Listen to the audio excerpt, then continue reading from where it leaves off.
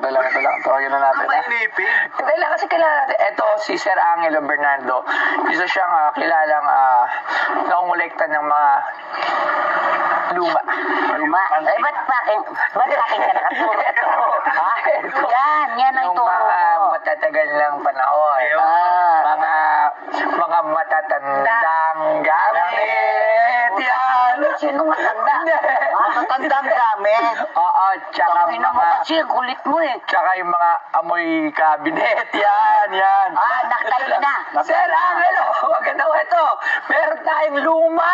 Hoy! Lumang tao. Ay, hindi pala luma. Akala ko lumang tao. Ayan o, Lumang staff. So, ayan, Sir Angelo Bernardo, ang ating expert. Ayan, ng dekada collectibles. Ayan. Sir Angelo, pakita ko lang itong stamp na to kasi wala akong idea.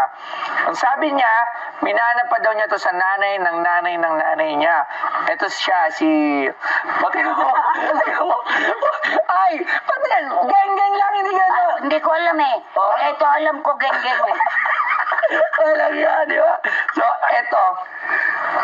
Manuel Quezon, 1 centavos stamp. Green. Yan.